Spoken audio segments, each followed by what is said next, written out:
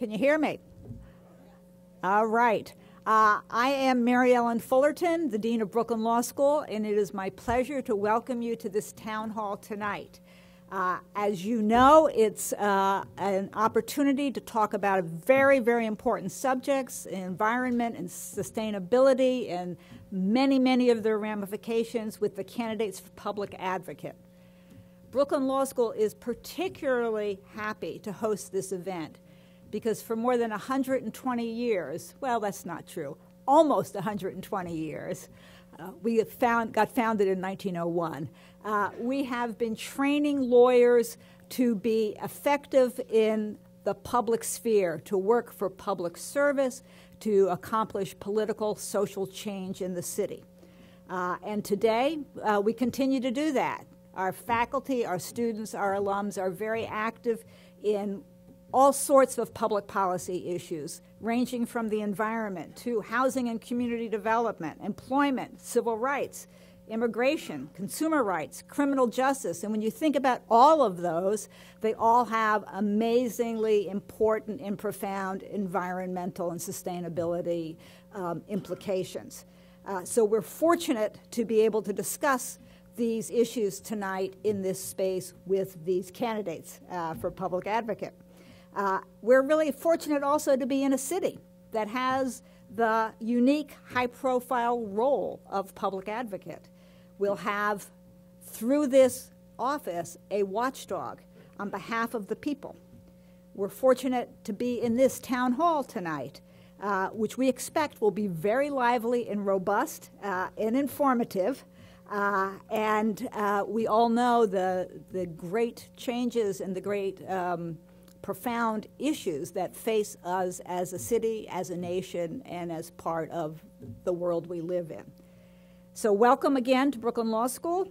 Thank you for coming out tonight. Thank you for being concerned and interested and committed to environmental and sustainability issues. And let me turn the program over now to Julie Tai, who's the president of the New York League of Conservation Voters. Julie, thank you. Thank you so much, Dean, and thank you for hosting us here tonight. So good evening, and thank you all for being here. It's so nice to see so many people come out in the wintertime here to talk about the environment. My name is Julie Tai, and I'm the new president of the New York League of Conservation Voters Education Fund. Climate change is the most urgent environmental issue of our time, yet the environment often gets short shrift from politicians. Issues like lead exposure and the state of the transit system are everyday issues for New York families, yet all too often, questions on the environment are not raised on the campaign trail or in general debates. This is particularly true during a special election like this one, where the campaign season is short and turnout can be very low. We held this forum to ensure the environment is top of mind for candidates and voters. The Education Fund's mission is to educate, engage, and empower New Yorkers to be advocates for the environment. We work to ensure voters have reliable information about sustainability issues impacting their community, and we encourage New Yorkers to hold candidates and our elected officials accountable to their promises on climate change, public health, and on other environmental issues.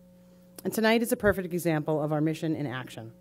Traditionally, when New Yorkers head to the polls, they consider the candidates' stances on critical issues such as education, access to health care, and the economy. We want to make sure sustainability and environmental health are just as high of a priority for voters and for the candidates themselves. So we're really happy to see so many candidates here. By being here, you're sending a message that New Yorkers care about sustainability and are paying attention during this special election. We're grateful for the support of our sponsors, including our Chrysler sponsor, Connolly, McLaughlin & Wallace, our Woolworth sponsor, Brooklyn Solar Works, our Grand Central sponsor, Robert R. Kulikowski and Chris Collins, and our host, Dean Fullerton and Brooklyn Law School for this wonderful space. And I want to thank our many partners in this event, including Environmental Defense Fund, the Natural Areas Conservancy, the Natural Resources Defense Council, New Yorkers for Parks, the North Brooklyn Parks Alliance, the Regional Plan Association, the Riders Alliance, the Swim Coalition, Transportation Alternatives, Tri-State Transportation Campaign, Urban Green Council, Waterfront Alliance, and last but certainly not least, We Act for Environmental Justice. Now it is my pleasure to introduce tonight's moderator. Gloria Pazmino covers City Hall for Politico New York. She's closely followed Mayor Bill de Blasio, former public advocate Letitia James, and the City Council. Prior to covering politics, Gloria was breaking news reporter for New York One and worked as a neighborhood reporter in Northern Manhattan. Thank you, Gloria.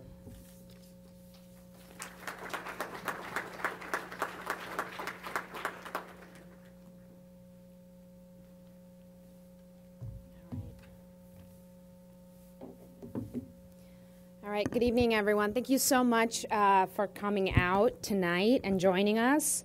I'm going to just get right to it and go through some ground rules that I want to establish before we get going. As you can see, there's a lot of you here tonight, so we are going to be really strict about time. There's a lot we want to cover in our topics, and we want to give the audience here who has come out to see you a chance to learn and get familiar with your positions and get to know you as we head into the special election. So we'll start out with each candidate will have 1 minute for closing statements. We're not going to do introductory statements. I know you won't be able to help yourselves anyway, but just keep that in mind.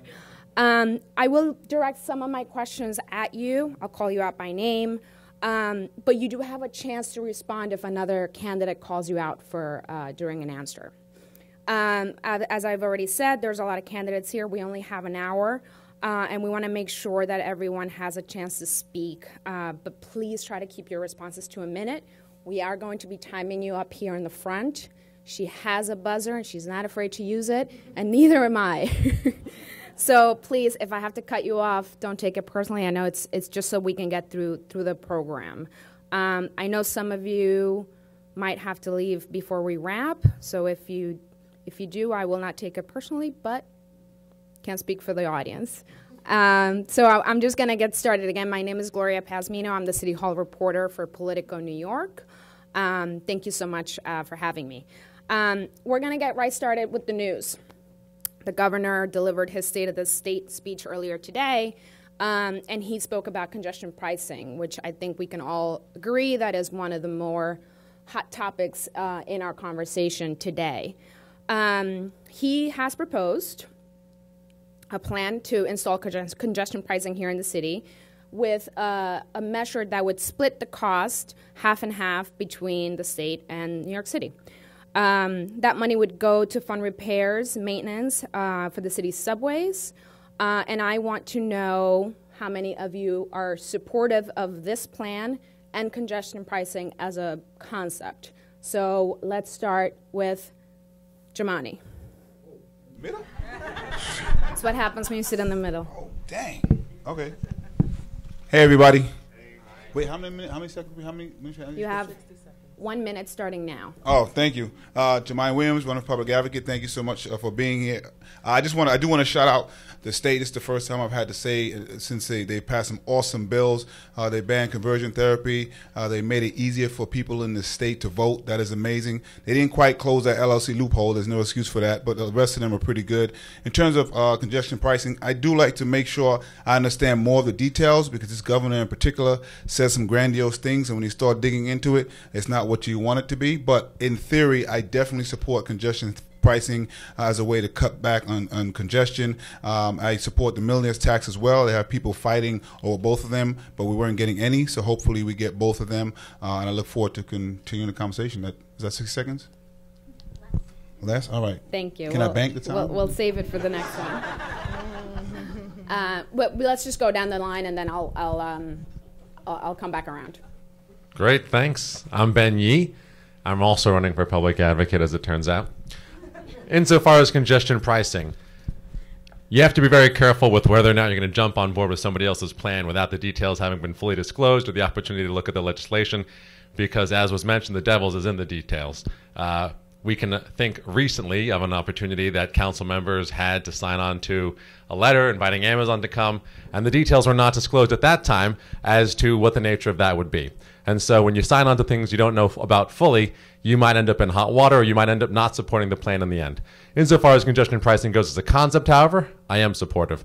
Congestion pricing is a wonderful way to tie the funding of transportation to the actual reality of transportation in our city.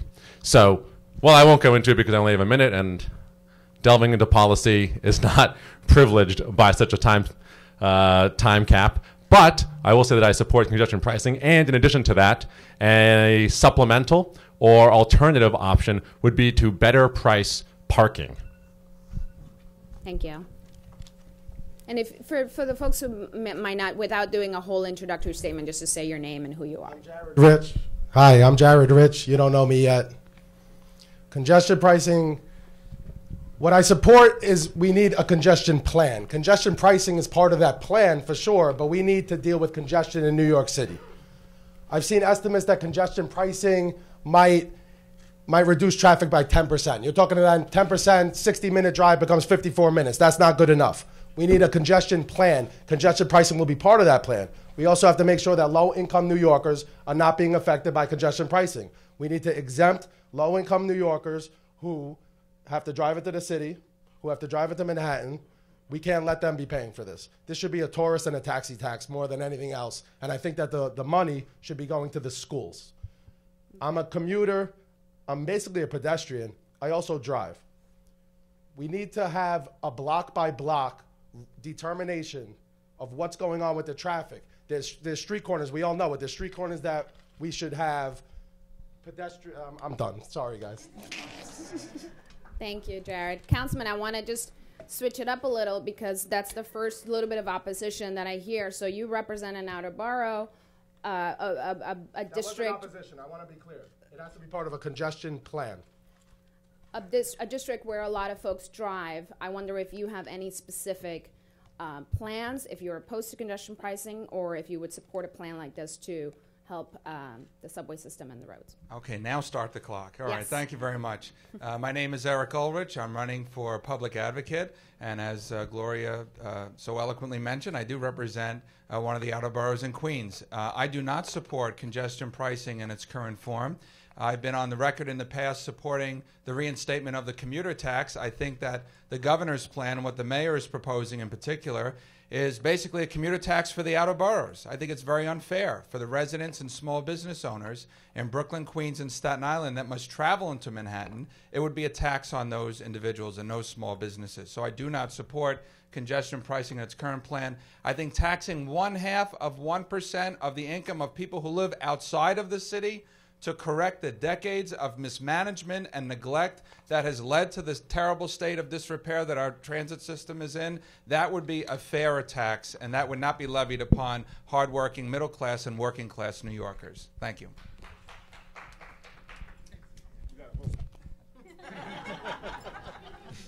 I'm going to steal that vote back. Yep, go ahead. Hi, I'm Nomi Key-Konst. I'm an investigative reporter, and this issue is really important because the devil is in the details. Congestion pricing is a great idea and concept, but the root issue we have here is we have a transit system that has failed because we have a real estate industry who has really starved our city of hundreds of trillions of dollars. Now, Eric is right. This is a tax on hardworking Americans, hardworking New Yorkers. I live in Queens as well. But it should be a tax on the Uber and Lyft and all of these companies that are sucking revenue, and since they've entered our city, traffic has gone up. It shouldn't be the drivers of Uber and Lyft who are working 3 or 4 jobs. It shouldn't be taxi drivers who have a higher suicide rate right now that are paying that tax. It should be these executives in these big companies who are getting huge tax benefits and are donors to the mayor and to the governor. And so that's why this is a Band-Aid solution for a real problem, which has to do with the people not paying taxes in this city, which are these big corporations and the elites. Thank you. My name is Dr. David Eisenbach. I teach history at Columbia, and in fact, I have to run to a class, so I'm going to leave you early, not because I don't care about this issue. On the issue of the commuter tax, as long as there's an exemption for people with disabilities, I'm all for it. On the issue of Andrew Cuomo, here we have a mayor, here we have a governor, who has diverted funds from the subways to build highways upstate. We cannot trust this mayor.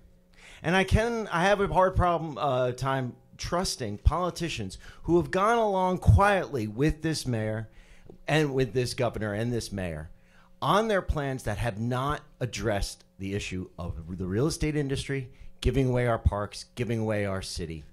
And this is something that we need to address. right away, and I hope that this is going to be part of the conversation tonight. Thank you.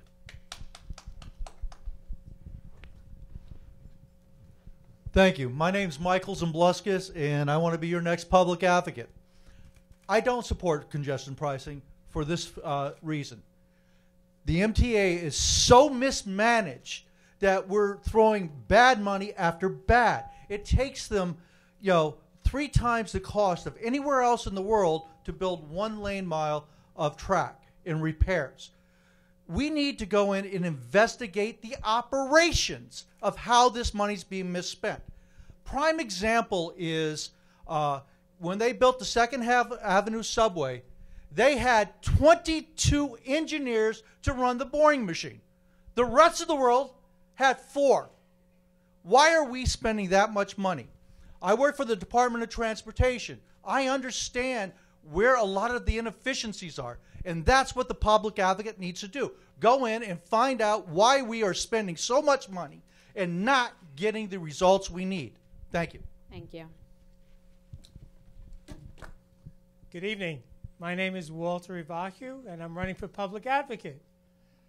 Let me talk about congestion pricing. I don't support anything that's going to divide the city by borough. People are entitled to move freely throughout the city, and that is what I'm going to fight for. As far as the management for the MTA goes, I submitted a bid in 2005 for CF 0805, which somehow miraculously became transformed into a bid by Transit Wireless. My technology was stolen, and there's no answers coming from the MTA. They're hiding the bid documents, and I think there's a real question about what's going on at the MTA. Additionally, in 2011, I was in a bus crash as a passenger. I was taken off the buses drove off. 5 years later, the MTA claimed to have an investigation. The only problem was their investigation was 1/2 hour after the accident. Frankly, it's fraud. Thank you. Thank you. And we've been joined by Councilman Raphael Aspen. Thank you for joining us. As you can probably tell by now, the first question is about congestion pricing, whether or not you support it, and if you have an immediate opinion on what the governor suggested today, which is to split the cost to maintain the MTA between the state and the city. Good evening, everyone. I'm Raphael Aspen. I'm a city councilman. I truly believe that the public advocate's #1 issue should be figuring out what the city could be doing to be more aggressive on climate change. The public advocate has to advocate for the planet. I am 100% supportive of congestion pricing. There's a lot of issues when it comes to how they'll price out certain people in different communities. But if we do not address the traffic and the air quality, we're not going to have a city to live in, which is why I stand behind the plan. I also believe that the city and the state should split the costs in half. We all should be responsible for our transit system. I will fight to make sure that the mayor's putting his half on the table. I am tired of the back and forth between the mayor and the governor about who should pay for what. We all should be talking about what we're going to do to protect our city, the people who live in our city, and it doesn't matter what the cost is. That's what I will stand for. Thank you. Dawn. Good evening. My name is Dawn Smalls, and I am a mom, and I am an attorney, and I am a first-time candidate.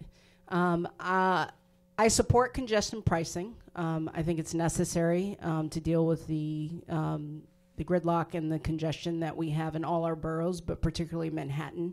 I do think we need protections for some accommodation for the outer boroughs. There are some people that are in transit deserts and are not immediately near a transit station, and so therefore need cars to actually get where they need to go.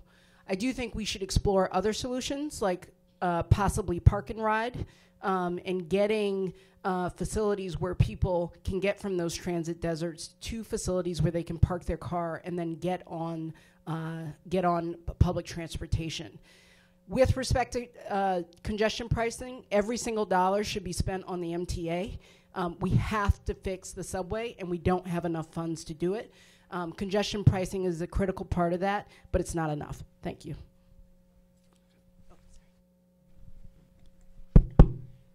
Good evening, everyone. My name is Danny Rodriguez. I chair the Committee of Transportation. Not only I support congestion price, but I've been working with San and the whole team with congestion price.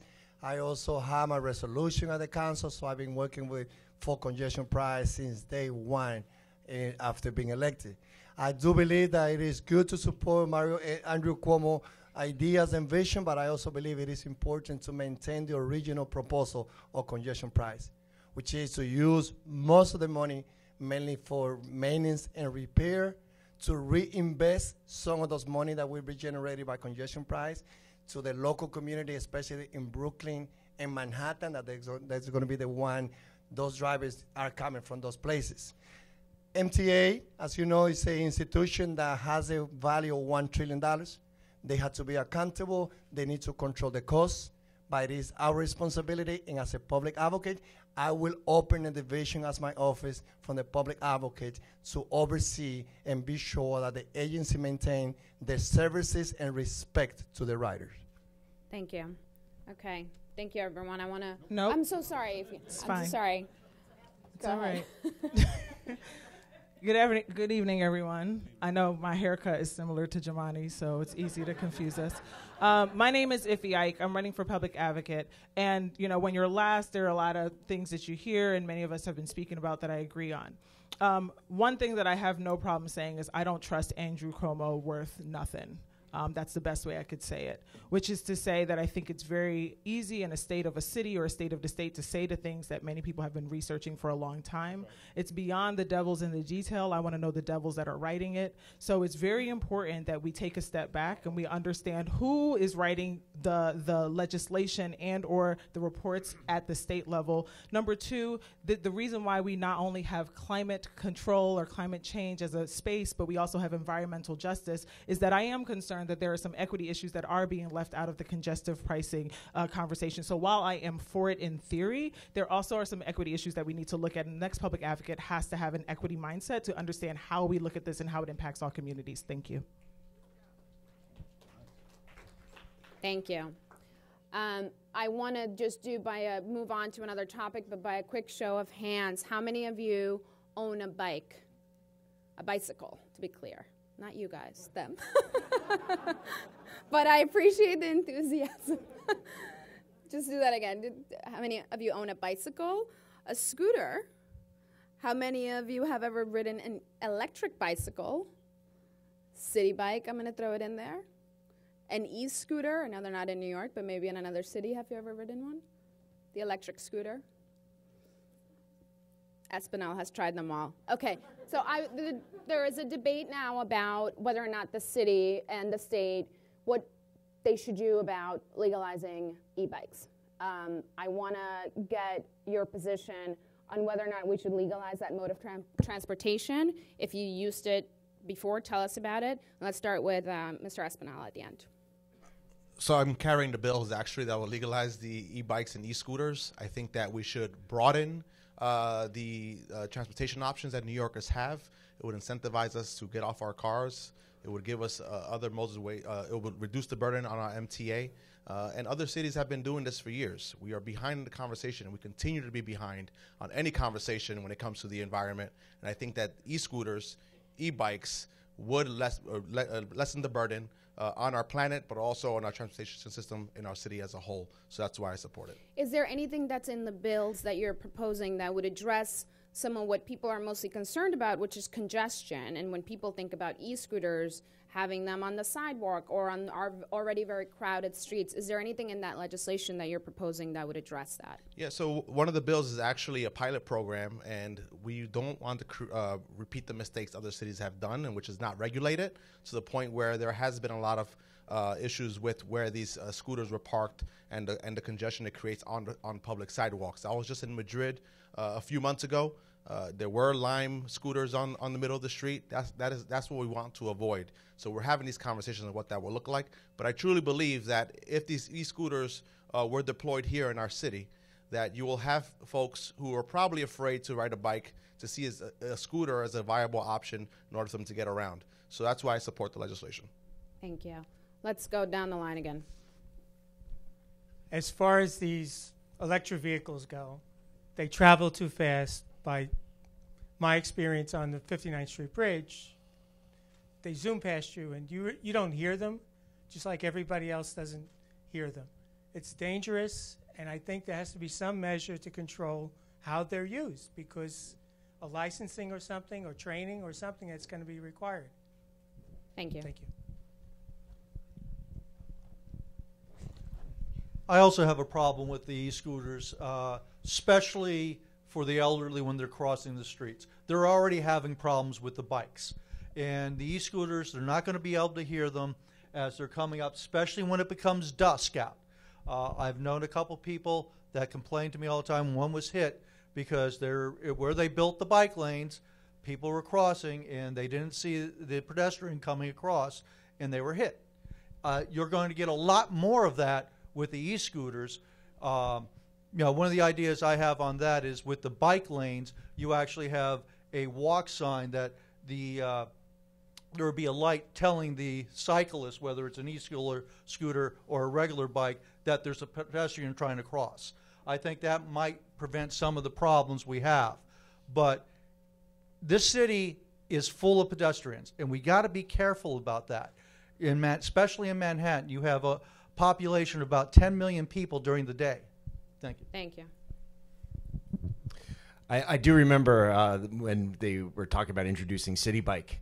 There were a lot of nightmare stories and a lot of fear about the sky falling when we have the City Bikes, and the casualty rate among pedestrians was going to skyrocket. I think if we do it in a sane way, and it sounds like the council member has these concerns in mind in passing this legislation, we can have electric bikes.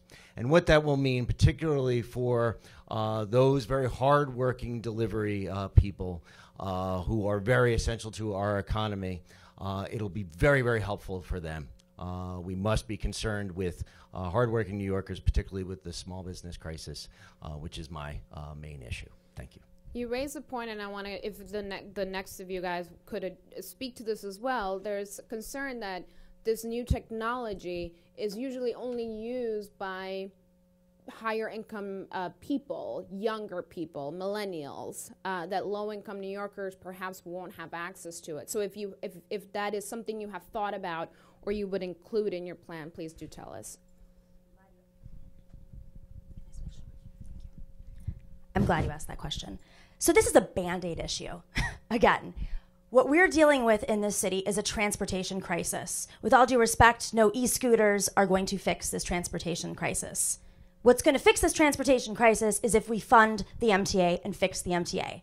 The big elephant in the room here is nobody wants to tax the people who aren't paying taxes. And I'm going to say this over and over and over again. Until the public advocate is willing to take on the real estate industry and pay for our subway, which is more crowded than ever, and go to electric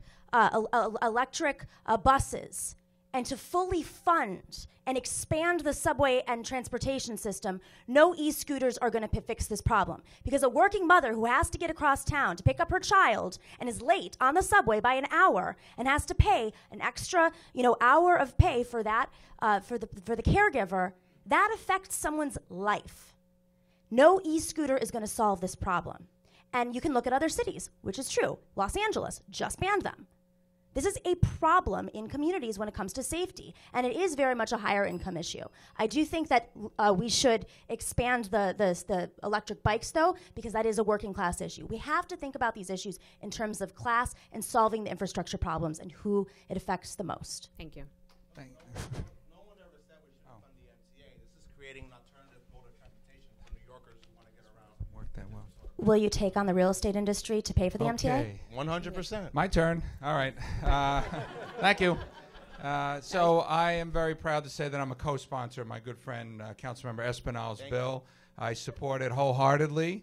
I think it's a wonderful transportation alternative. I rode one of these scooters down the hallway at 250 Broadway and got yelled at by the security. I wanted to test it out myself. As long as we can regulate the number of these scooters on the street, make sure that they're safe, that they're not going too fast. And I think part of the solution to making sure that it works in a big city like New York is vastly expanding the number of protected bike lanes and bike lanes in general in the city, and then restricting those scooters and those e-bikes to the bike lanes so that they're not on the sidewalk, they're not in the streets, that they're safe, they're not posing a danger to pedestrians or to motorists or to themselves. If we can regulate it, make sure it's safe, vastly expand the number of bike lanes and make sure that most of them are protected, as many of them as humanly possible. I think that's the solution, the right fit to make it work here in New York, and I support it. Thank you. Bipartisanship. It's funny, if you go outside after you're done, you're going to run into an e-bike. So to hear that it's not even legal yet, you could see the effects right here in downtown Brooklyn. There's e-bikes all around. We're going to have to control those. But more important, there was a monumental failure in government here in New York City. I love bikes. I've been riding bikes in Brooklyn since I'm a kid.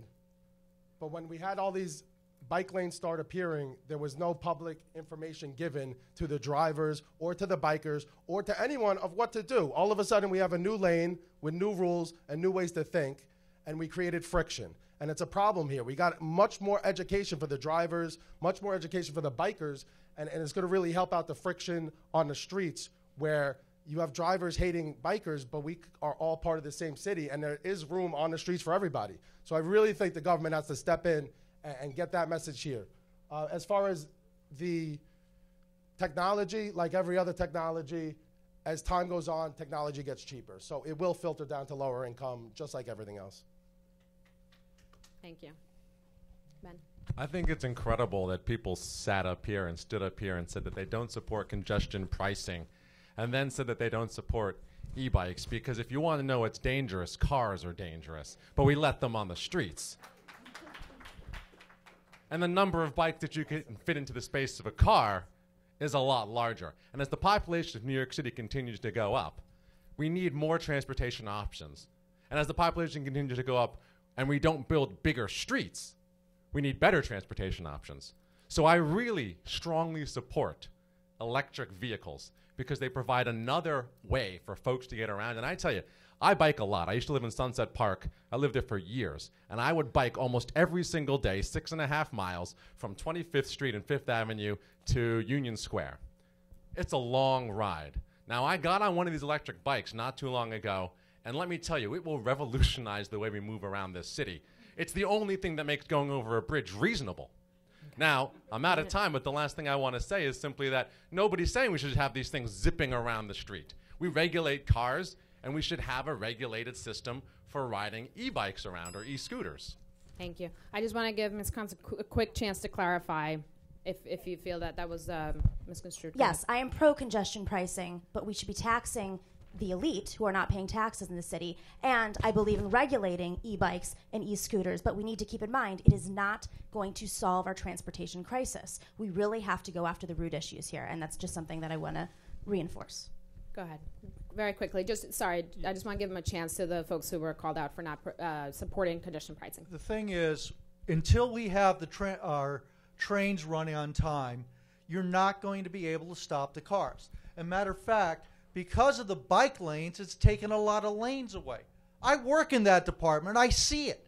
That's part of my job every single day.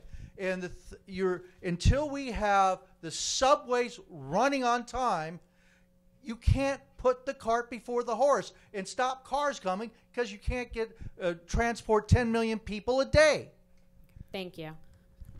Jumani. Just keeping on congestion pricing, I just want to make sure I mention I'm from an outer borough, and I want to make sure we don't confuse people who just don't want to be taxed and feel funny about it with congestion pricing, because most of the people who are going to feel the congestion pricing are not from the outer boroughs who go to the city. People who go to the city normally don't drive. The MTA has to pay for it, so the drivers might at some point want to as well. I do want to say that I support the e-bikes. I'm proud to have passed my own package of legislation when I was in a housing and buildings chair for bike access. One of them are mine. Of course, they have to be regulated. I think it is a great mode of transportation. It's critical that we continue to think about creative ways to do this. The road we have to share. We have to be clear about that. But as a person who drives a lot, the person behind the metal hunk that is dangerous can't be the people who are leading the discussion. And so we can't be left out of it, but we have to make sure that pedestrians and bike riders, other people who are actually being more efficient, have to be part of the people who are leading the discussion. So yes, the bike lanes are doing what they're doing, and sometimes they're troublesome as well, but we have to remember, as a driver, I'm probably the most protected person on the road, and so we shouldn't be the ones leading the conversation. I'll come back to you driving a lot. Okay. I'm sure you will.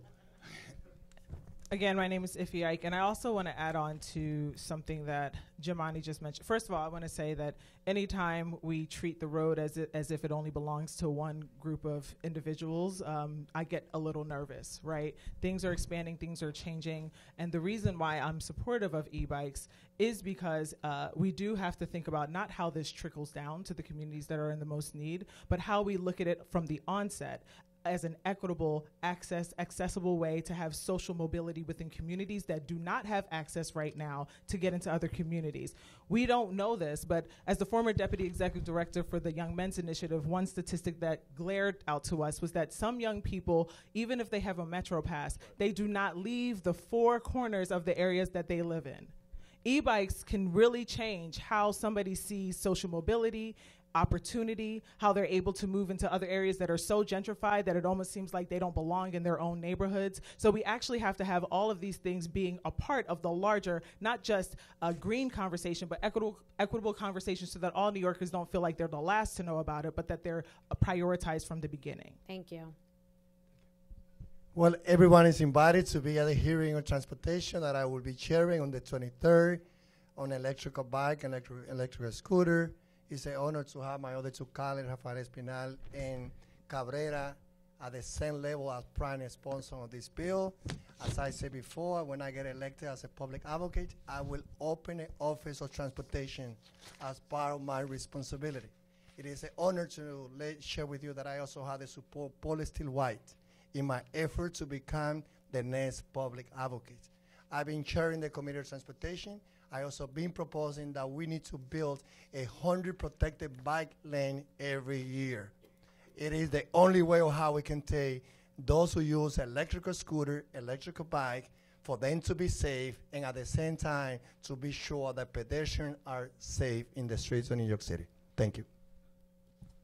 Just if I may, Mr. Rodriguez, if you could just elaborate a little bit on what that Office of Transportation would be if you were elected. What would that office be in charge of, and what do you envision it doing? New York City should lead nationwide to be the more walkable, to be the most friendly to pedestrians and cyclists. We need to be sure that our trains get on time. We need to be sure that cyclists and pedestrians get all the support that they need. As the Office of Transportation, as part of the public advocate, I will be overseeing the MTA every day. I will be advocating for the public advocate also to have a seat at the MTA. It is the largest institution, as you can say everything on the MTA, but it's the largest one in the nation and one of the largest one in the world. So for me, as a public advocate, I will elevate the role of this office to be sure that not only I will work with the bill that I already, in a language of the bill that I introduce, following TA effort to call for a mayor of transportation. I already introduced a language. I will be sure that the city give all the priority to cyclists and pedestrians, and that's what this office will do. Thank you. Ms. Smalls. So a lot has already been said. This is the benefit of going last. What I will say is, one, I support alternative and extra modes of transportation, including e-bikes. But I also agree with the other theme of this discussion, which is you have to have the safety measures in place before you allow e-scooters and e-bikes. I personally have been knocked over by a bike flat out in the middle of the street.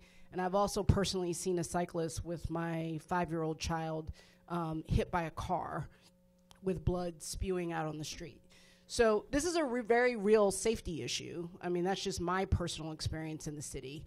And before we allow a whole slew of new cycles, electric cycles or whatever it is, we need to make sure that we have protected bus lanes and we have the safety procedures in place. This is where we need to go. If you look at European cities and you look at sustainable cities, they all have a robust cycling program. But we need to make sure that we have the safety procedures in place before we go there. Thank you. Okay, we're going to move on, and I'm going to start with you this time around, so you're not going last every single time. And I want to delve into Answer the congestion issue? We covered it, I thought. No. Yeah, we covered it. Let me move on, because I really want to move through the program. I want to talk about the city's One NYC plan, which, as you know, addresses climate change, sustainability, and making the city more modern to deal with those needs. In September of 2014, the city released its plan to reduce carbon emissions by 80% by the year 2050, the 80 by 50 plan, as we all know it. There's an interim target to reduce emissions by 40% by the year 2030. That's the 40 by 30 plan. To achieve this goal, the city has to commit significant reductions in emissions produced by the city's energy supply, our buildings, transportation, and how we handle waste. There's a lot of work to be done, as many of you know. So I want to specifically ask you, if elected public advocate, what will you do to make sure these goals are reached? What do you make of the progress that's been made so far? And can you name one proposal that you would pursue, if elected, to make sure the goal is met? Sure. There was a lot there. But I will start with the first and biggest platform issue in my campaign, which is about the subway. I think that's the biggest thing that we can actually sustainably do, in addition to instituting congestion pricing and getting cars off the road and getting people to actually use the subway instead of jumping in Ubers and taxis and all these other things that really clog our environment and clog our streets. So as public advocate, I believe even though the subway, as we well know, is not wholly within city control, nor do I think it should be within city control unless we have the funds to pay for it. And right now we don't, so we don't want to take it out of the state. But the public advocate, when you're looking at an office that singularly focuses on the services that New Yorkers see on a daily basis, you cannot go farther than starting with the subway. That is the biggest service that we see on a daily basis. So focusing on that would be one of my top priorities in office. Thank you. Name one proposal for the next candidate that you would pursue as public advocate that you think the city has fallen behind on to help meet its emission reduction goals. Well, I will make shoes and clothing recycle in New York City. That's a bill that I have the language. I reintroduce it again. I feel that, again, when we had 30% of the carbon emission being produced by vehicle in New York City, I made a proposal at Rudin Center a few years ago calling for us to have a plan to reduce the numbers of New Yorkers who own cars today from 1.4 million to 1 million by 2030. And the only way of how we can be able to accomplish that goal is if we do a transportation desert. If we also continue expanding protected bike lane. It's also if we address how to make more enforcement when it comes to bus lane in New York City. So again, one of the new initiatives that I'm ready to continue working to make shoes and clothing recycle in New York City, as also continue working to be sure that more options on transportation are created in our city of New York. Thank you. Mike. So it's interesting. I remember when NYC came out, I was actually working within the mayor's office, and I want us to take ourselves back a little bit to remember that the whole concept was this whole tale of two cities, right? When it's actually like the tale of 25 cities.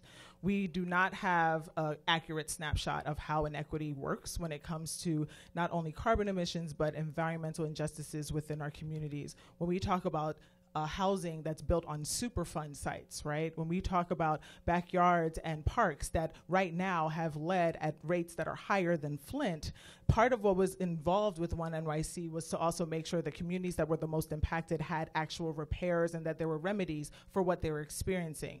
You know, it's interesting, this current mayor had a bill in 2004 where he pushed forward repairs in some of these communities, but we haven't actually had policing on how, especially landlords, affirmatively fix the lead issues and also the other repairs that are causing environmental injustices for vulnerable communities. So that's the policy that I would actually put forward. And to actually police that 2004 bill, we can't just have a bill without affirmative. That's right. Thank you. Mr. Williams. One thing I forgot to mention with the e-scooter is equity and justice issue as well, because most of the people feeling the pressure are delivery people who are low income and black and Latino people. Because it's illegal, they're getting all the fines. So I wanted to make sure we put this as an equity justice issue as well. I'm proud, when I was Housing and Buildings Chair, this was very important to me. Put forth bills that you now cannot have capital improvements without city capital projects without being LEED Gold certified. We put forth bills to make sure that our emissions were just as strict as the state. We also want to make sure the bill I put forth that passed, that 1 to 4 family homeowners now can get their building permits waived if they have something that's going to increase water and energy efficiency. I'm proud to continue to push forth the goals that were set forth. Two things that I like to see is one, my colleague Casa Cantanides has an awesome bill to deal with emissions in buildings. I want to push that forth, see it happen, and I want to explore. Our board president has a program about how eating meat actually increases emissions. So I'm trying to learn more about that. Okay, so building emissions and more meatless Mondays, I take it. Mr. Yee, go ahead. Thank you. I want to turn this on. Hello? Okay. Thank you. So I want to touch on the first part of that question, which is what a public advocate could do about this. Because what I support is very different from what can actually be done from the public advocate's office.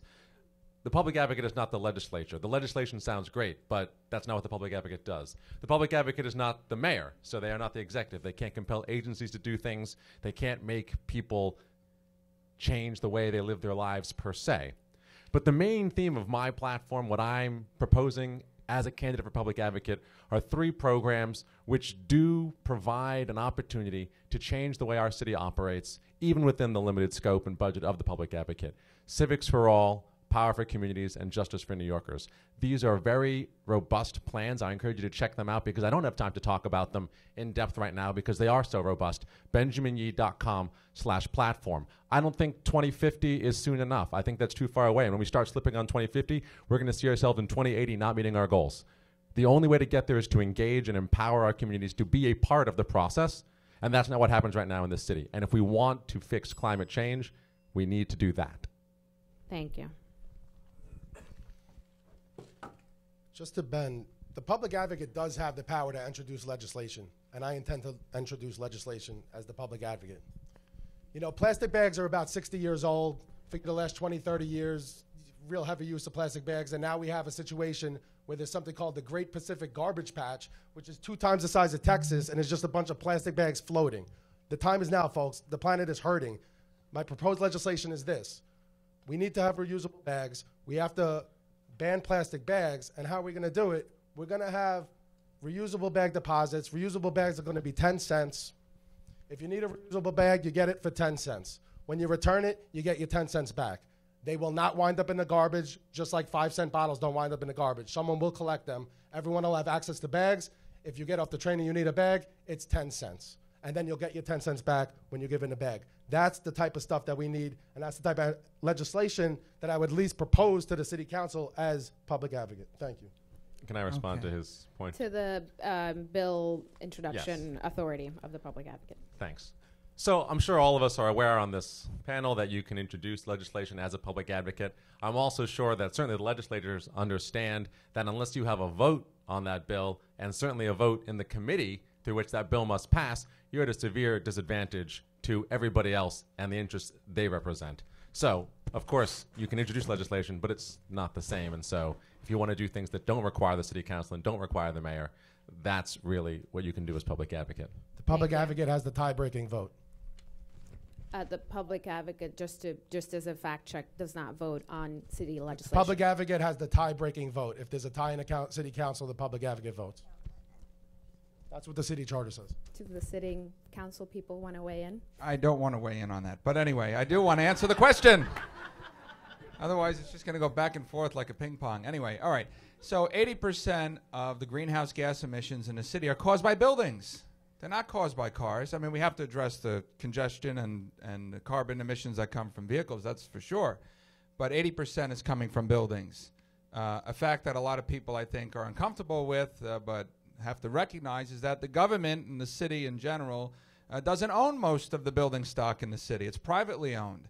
And so in order for us to effectively and honestly deal with greenhouse gas emissions a majority of which are coming from a building stock that is well over 100 years old in almost every borough, we have to engage private landlords, corporations, and the people who own the buildings that are producing the most toxic stuff that's going into the environment. How we do that, I believe, as a government, is we have to incentivize it. We can't force them necessarily without the carrot. We can't use the stick. I think we need the carrot as well. If we can provide tax credits or public financing to help landlords and building owners have their buildings be LEED certified, retrofitting those buildings, you will see lots of more buildings taking advantage of that and becoming more sustainable. Thank you. Okay, so I heard building emissions and tax incentives. Yes, thank you.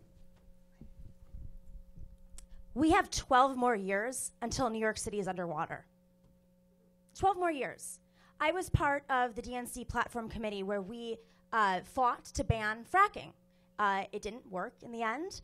I was part of the campaign to end fracking in New York State, which was banned. But surprise, you were right, Eric. The emissions from buildings is the largest in the city, but it's coming from frack gas. It's coming from frack gas that we bring in from Pennsylvania. So while we banned it here, we still have frack gas power plants that are still in New York State, and most New Yorkers are getting gas from fracked gas locations outside of New York State. It's the #1 cause of emissions. It is 100 times worse than CO2, as so many of you in the city know. And it's something that we have to ban entirely. So I think if you go to most environmentalist platforms, you'll see that frack gas is the #1 enemy. And until New York City bans frack gas entirely and gets 100% off of fossil fuels by 2030, we are going to be underwater. And that will be the ultimate plastic bag ban because no one will be here to use plastic bags. Thank you. Assemblyman Michael Blake, who's joined us. I know that I assume folks were coming up from Albany, so we forgive you. Welcome. You. Appreciate it. Now that we know we have 12 years to live, because of know me right now, so, or 11 and a half. Exactly, breaking it down. Good evening, everybody. My name is Michael Blake. I'm an assembly member from the South Bronx, and forgive our delay. We were up in Albany because of the state of the state. To the question, first and foremost, it's a combined answer. It is obviously the buildings, but also in transportation. We can't separate the two. So when you think about when it comes to the buildings and the emission, when you see opportunities like Solar Uptown now, which is focused in Harlem, when you see what we've done in collaborating with so many different entities, that's one way you can do it. Simultaneously, you can't ignore when it comes to transportation. There's been a plan that's been released of how do you electrify buses by 2040. It's something that's similar to what happened in California. We should make sure to implement that, but go finally in tying it to the economic incentives. Use a flash. I'm a dark brother. I'm going to appreciate that, right? So when you think about the opportunities, it's around the tax credits as well. And I do believe as public advocate, we should be focused. That's the reason I do believe the public advocate should have a permanent seat on the MTA board to be able to focus when it comes to congestion price and other opportunities, while equally rescinding tax credits for developers, not just for rent stabilization, for those that are not implementing opportunities when it comes to environmental justice. Thank and you. my website is blakefornyc.com. I want to say Eric is right. Buildings are the most polluting entity in New York City. And one of the things that, Effie always says, it's inequity. But what she doesn't realize, the Upper East Side of Manhattan, where I live, is one of the most polluted areas in the city because it's also the most densely populated and the most buildings. So it's not necessarily, just in minority areas. We are also affected on the Upper East Side. There's also a lot of small landlords. I know Nomiki goes after landlords all the time, but there's small landlords that own 1 or 2 buildings. Huh? I go after developers. Okay. But so Eric is right. For those small landlords, they are going to need tax credits because a lot of times they're not making that much money to sustain their building. I had one constituent up on the Upper East Side that almost everybody in his building was a rent-controlled. Okay, time up. Thank you. Yes, you can clarify. Just give her a chance to let's give her a chance to clarify the statement by because I also have to leave, so I just want. Go ahead. So this is almost too easy. So first of all, sir, when I said inequity, didn't say anything about. I don't even use the word minorities, so that's number one. I think it's a problem if a public advocate used the words minority. Inequity was what I stated, and inequity was not limited to a particular area. But if we do want to look at the geographic of New York City, we know that areas in the Bronx, areas in Brownsville, there are actually a list of areas that have a condensed, combined just suppression of environmental injustices by the laws that are here. It's not to exclude other areas that are also dealing with issues. We are all under a smog, but just moving forward, I think it would be helpful for you to understand that inequity is not only about location, race, and gender, but please do not use the word minorities. I am not a minority. Thank you. I would just like to thank everyone for agreeing with me, and I know that we're hearing a lot of that tonight. Who would have known? Who would have thought? No, but I just want to clarify. On the point about what I tried to describe as a public-private partnership, it's just the reality that most of the buildings that are polluting the most are privately owned. They're not owned by the government. And if we want to incentivize sustainability in terms of LEED certification, for instance, and retrofitting those buildings so they're not polluting the environment, then we need to do that with the carrot and the stick, with enforcement and incentives. It could be a tax incentive. It could also be some form of public financing. We already publicly finance campaigns to keep them clean. If we want to clean up our building stock in the city, which are the main polluters in the city, then we should finance that as well. Thank you. Go ahead. Let me just ask the audience here. How many would want to see the MTA fare like less than $1? Raise your hand. Free. Thank you. Thank you. That was one of the offers in my bid for the MTA CF 0805. We were going to exchange the air rights over the MTA and the advertising dollars from the cellular service and the Wi-Fi and bring down the fares. I don't know what happened to that bid. The question is about the emissions plans for the city. If I get people in buses and trains, I'm going to solve the congestion problem. The emissions will be reduced, and that was one of the issues I offered in the CF 0805. The other thing is we're losing lots of backyards. We're losing trees by the acre, and the trees they're placing in the front of houses are miniature trees. What's happening to the big stock of trees that we used to have? That's an absorption of carbon. Please, more trees. Thank you. Mr. Espinal. So, as I said before, I don't think the city is being aggressive enough around this conversation. You talk about 80 by 40. It's not aggressive enough. We have cities across the country who are saying 100 by 30. And we need to be on that same spectrum moving forward. I do believe and agree with Eric that buildings are the biggest problem. I believe that every building rooftop should go green moving forward. Other cities are doing this: Portland, San Francisco, Detroit, Toronto.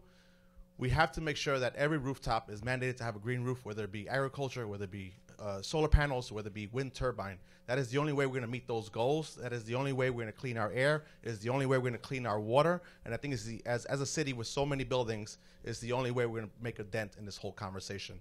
If you look at my record, I'm no stranger to this conversation. I'm also pushing legislation and resolutions to push the MTA to introduce 100% green bus fleets. Just recently, I secured $1.5 million to purchase the city's first electric school buses that are going to go on our roads next September. And those are the things we should be doing. Be aggressive, put our money where our mouth is, put our legislation where our mouth is. Thank you. And Assemblymember, thank you for joining us as well. Latrice Walker. Good evening. So I am the chair of the Subcommittee on Renewable Energy in Albany. One of the things that I do agree with is the fact that buildings are terrible for us, but NYCHA is it's a group of buildings that's owned by the city of New York. And I think that we're having a situation with our heat, and if we instituted a system of combined heat and power, we will address the issue of the lack of heat in our NYCHA buildings because the heat will produce the energy produces the heat, and we're also taking care of our city, our state, and the people who live in it. In addition to that, I just did a $250 million initiative. It's the BQDM, where we installed 225 solar panels right here in the inner city in Brownsville to take care of some of the social justices and social inequities that we know exist in our communities. So I think that it's important for us to also engage in a number of compost waste programs within many of the NYCHA developments, which is something that we've done as well. Also to invest in green jobs so that we can have a workforce. I think it could be the sort of the workforce development situation of our time. If we're teaching people how to do the installations, how to do the repairs, and then we're also handling our workforce as well as the situation with our dirty carbon in our state. Thank you. And if I may, just as a quick follow-up, you mentioned solar. The city is way behind in its solar goals. Do you have a specific idea that you would put into place as public advocate to move that goal forward? Well, I think it's important for us to introduce tax credits that we were able to utilize to implore more solar panels on inner city communities. We did these installations at no money, at no cost to the homeowners. And many people are coming back saying that they have zero bills at this moment. And so in addition to that, the BQDM have reduced, because of the tragedy that we're going through, the energy gets reduced down in certain communities to near third world status. And when that takes place, it affects the fact that we don't have elevators operating. We also even had to evacuate one of our hospitals in our community based on the fact that there's just such a big problem here.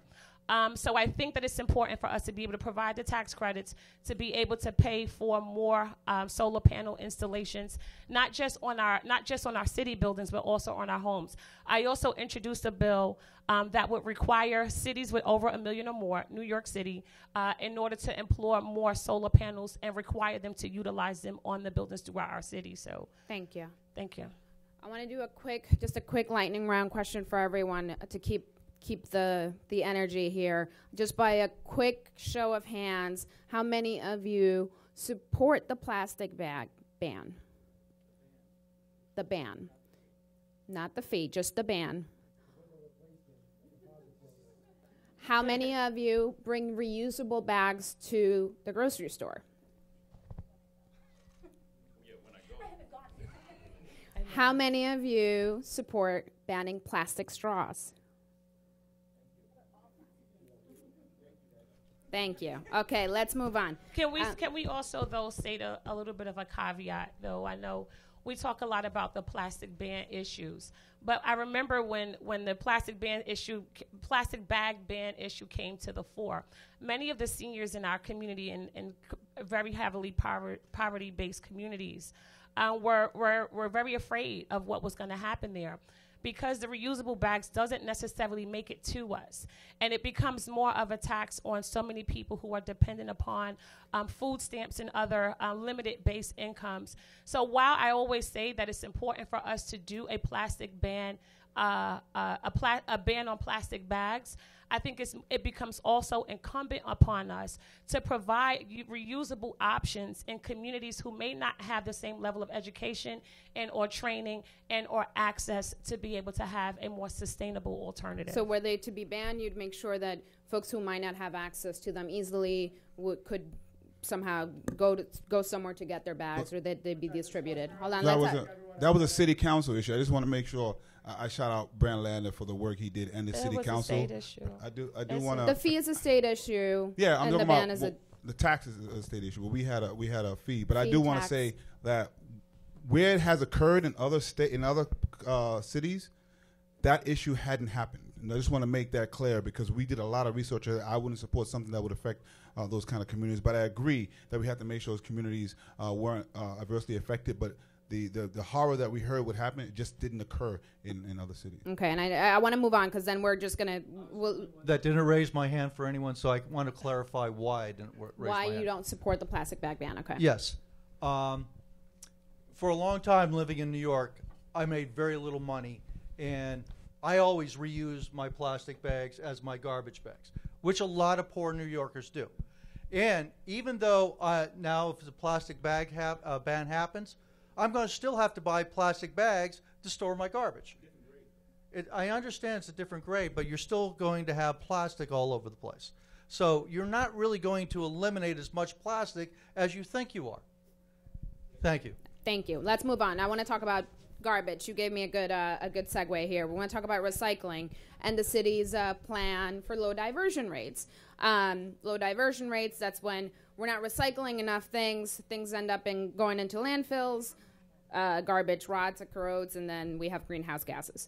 The city has mandated recycling since 1989, but resident and commercial recycling rates are still very, very low. Do you have a specific plan as public advocate that would help the city increase recycling? I'm going to start in the middle with Councilman Ulrich. Oh, thank you. Okay, great. So the latter part of the question was, do I have a specific plan to help the city increase recycling? I think that if there's any way that we can incentivize recycling for people that live in large apartment buildings, for instance, those large housing developments outside of the lower density communities, I think that's really where we need to take a greater look at that, because that's where I think the recycling numbers are much smaller than they are, for instance, in part of Rockaway that I represent. I don't want to say everyone, I hate to use absolute terms, but I think the recycling rates per individual housing unit is much higher than they are in the larger residential units throughout the city. So we have to take a very good look at that. I think enforcement, though, is really key here, and that's not something that I think New Yorkers want to hear all the time necessarily, but we have laws on the books already that need to be enforced. If people are not recycling, and whether it's the landlord's fault or the tenant's fault, someone has to pay for that, and people have to follow the law. They're on the books for the reason to improve the environment, and I think anything that we can do to expand recycling, I'm all for it. So enforcement, and I hear more fines, possibly. Potentially. I agree in terms of expanding and recycling. If we get off of plastics entirely, let's start with the city. If the city no longer does business with any companies that are plastics, doesn't, NYCHA, for instance, how many goods does NYCHA have with the city those are contracts. We have to end contracts with any fossil fuel-based companies. So plastics, 90% off plastics. That'll help recycling. We need to expand recycling. But again, these are sustainability issues.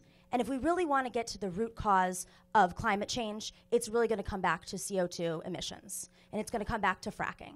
So I think it's a great idea to have solar panels on roofs, and that'll help a little bit by maybe 1 or 2%.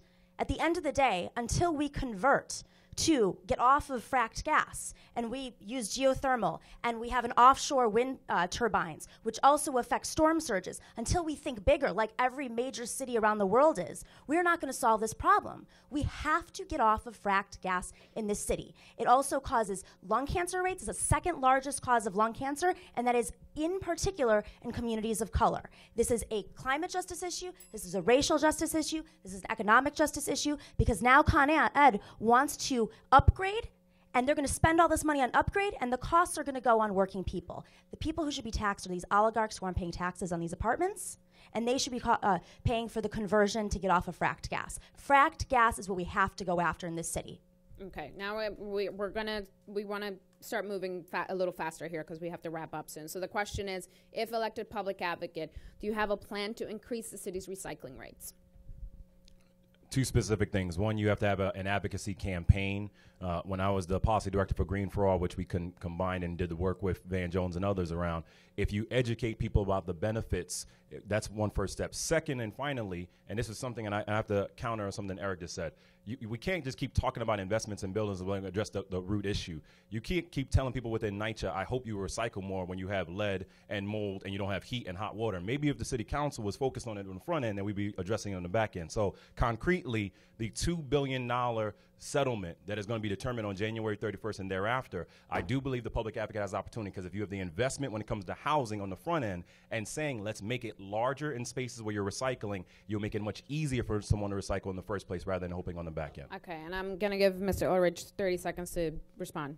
I didn't mention NYCHA in particular. I said higher density housing developments, and sometimes we have really good landlords and sometimes we have really bad landlords. And if you have a bad landlord that's not providing an opportunity for the tenants to recycle recyclable goods, well, then we need to go after that landlord. I didn't mention anything about NYCHA. I certainly wouldn't single them out in any way. We have good actors and bad actors in the city. Enforcement, though, is key. We have to go after the bad actors. We know who's recycling, and we know who doesn't recycle, and we have to hold those who are not recycling and following the law. We have to hold them accountable. Thank you. The we question actually is, don't know. what would you do to increase recycling? Well, one of the things I would want to do is it takes care of part of our energy problem and our recycling problem. We need to build waste to energy plants. They're being built all over the world. They actually burn cleaner than our coal and oil plants right now. There are towns in Italy, Japan, that basically are running just off those waste energies. New York City spends well over $300 million a year just for somebody to take it. That's not collecting. That's not transportation. That's just for other areas around the country to take our waste. We can go to GE Waste Management and say, hey, build a plant here. We'll give you our garbage for free for 10, 15 years. And so we can actually reduce some of the emissions you were talking about because it will be captured in the plant, and we'll also get energy out of it. Thank you. Your plan to increase the city's recycling? I would use the internet and smartphones and other technologies to promote recycling of furnitures and things for the poorer people to reuse or to ship out of state. I was involved with the big city forests, and we recycled cans and furniture, made pallets into furniture actually at that point. So I think a similar effort using technology to promote the reabsorption of goods and services that we've spent our money on. Thank you. Mr. Espinal, your plan to increase the city's recycling rates? To start on fracking, for those of you who have not heard, there's actually a pipeline that the governor is considering on approving coming in from Jersey into New York with frack gas. I urge you all to educate yourself and sign a petition against that. I'm standing against that pipeline coming into the city. When it comes to plastics, I do believe that we should put a full ban on all single-use plastics. I am carrying a bill right now to get rid of plastic straws, but that should be done across the board, just like the EU has recently done. And third, to incentivize people to recycle, maybe we should use the carrot approach. You know, if we're able to take a bottle and be able to get 5 cents deposit, why can't we weigh the recycle bags that homes put out and find ways to incentivize people to be able to put plastic aside so they get more money as an income? Thank you. Right. So, okay, I think that when we were all growing up, reduce, reuse, recycle is a very important education campaign, and I think it's still important today, which is why I invested in eco schools in order to train young children through K through 12 on their interaction with the environment and how they can, help out with reducing our carbon emissions.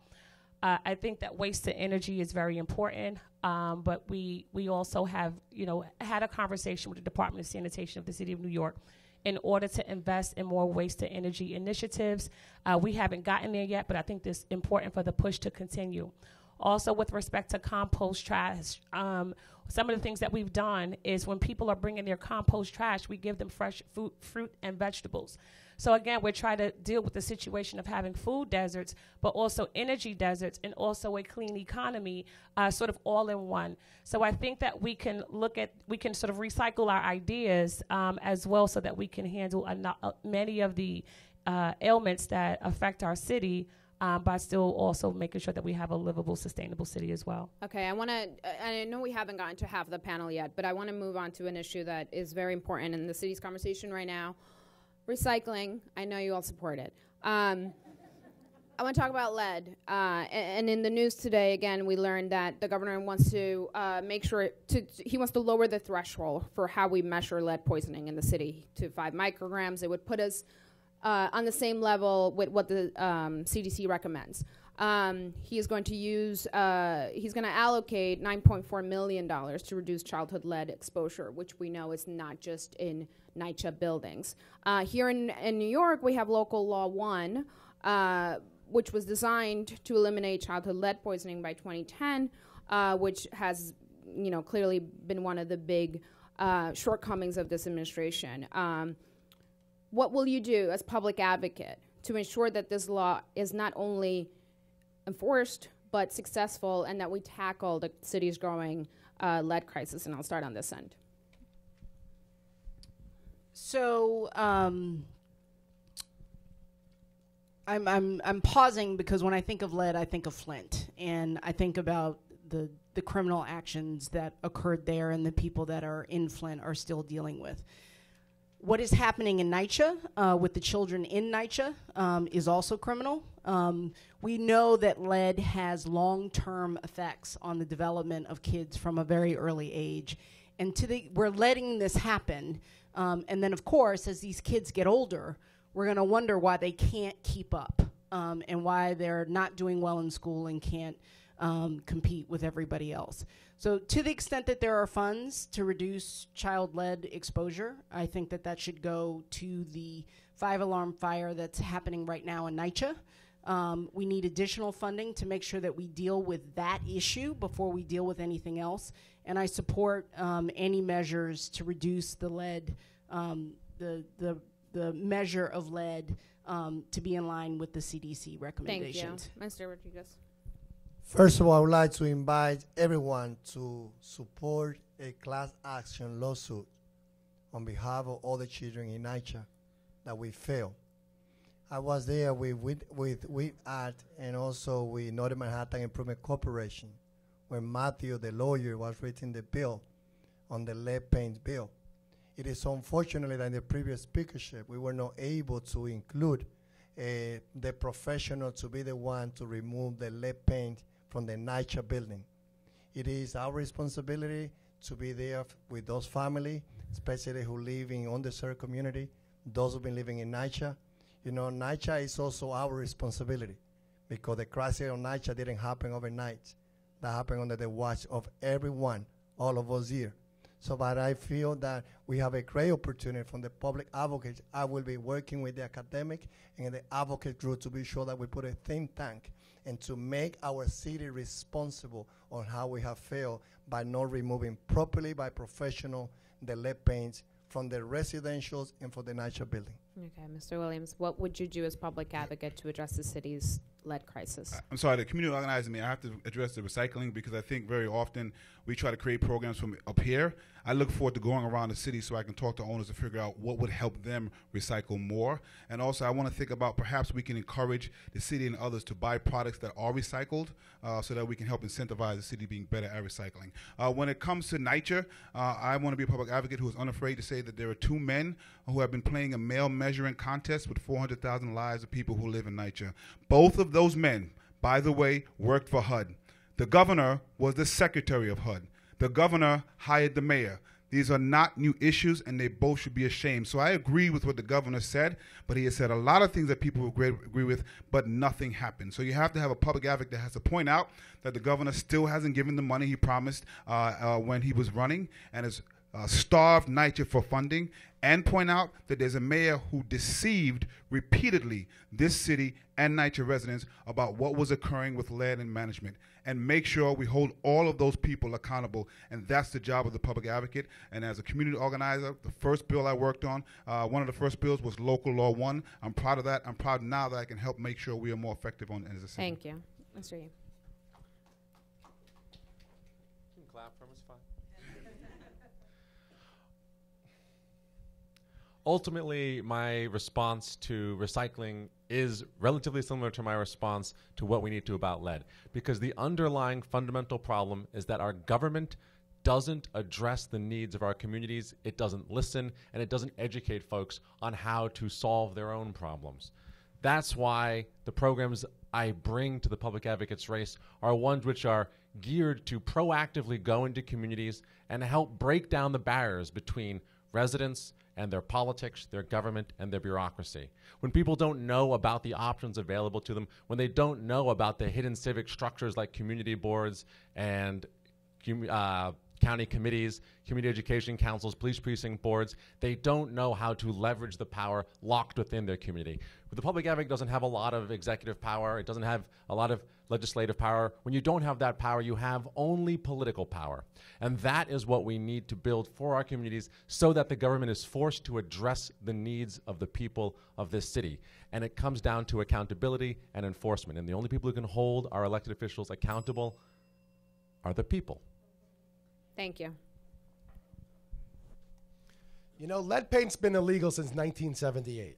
This is not about the current mayor. This is not about the current governor. This is about 40 years of outrageous behavior by our government.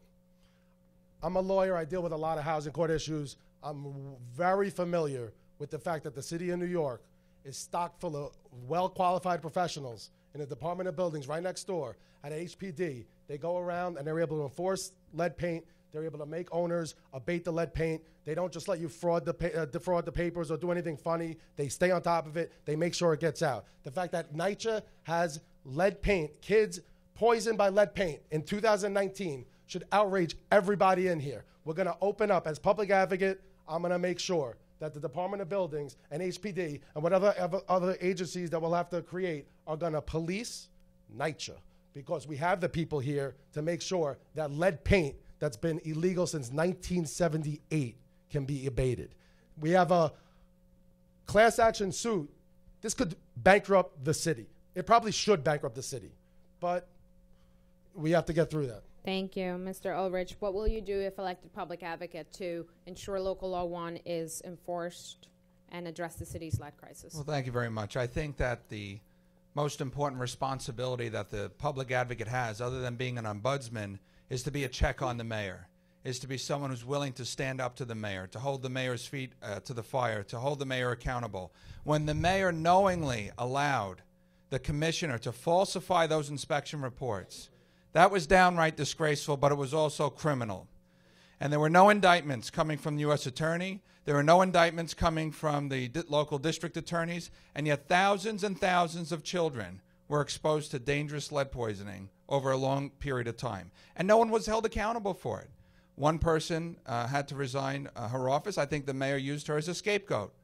Okay, but the mayor himself never accepted responsibility for his failure to properly abate the lead poisoning in NYCHA and in other housing developments throughout the city, and I think that someone has to stand up to him. That's why I'm running for public advocate. Thank you. Councilman, I'm happy that you mentioned the DOI, because the DOI was, the chair of the DOI was appointed by the mayor, and he was a political donor. The heart of this issue lies in corruption. I'm an investigative reporter. I've worked in Flint, Michigan. I was in East Chicago covering the lead crisis that has to do with water. Now, what the governor is proposing is something that's very complicated in terms of water. Corey Stern is the lawyer for the class action lawsuit for NYCHA. He has endorsed me wholeheartedly because of the work that he did representing the class action in Flint. The issue here has to do with corruption at the local level. The investigators that were going in to inspect the lead levels, because a lot of these buildings have been painted over and over and over, and the problem is at the doors where there's hinging, that's where the chips happen, and the chip of lead is sweet, and so kids eat the chips. But the people who were investigating were supers, unqualified, untrained supers at NYCHA. The other thing is we only know of a few different buildings that have been tested for this. The majority of NYCHA hasn't even been tested.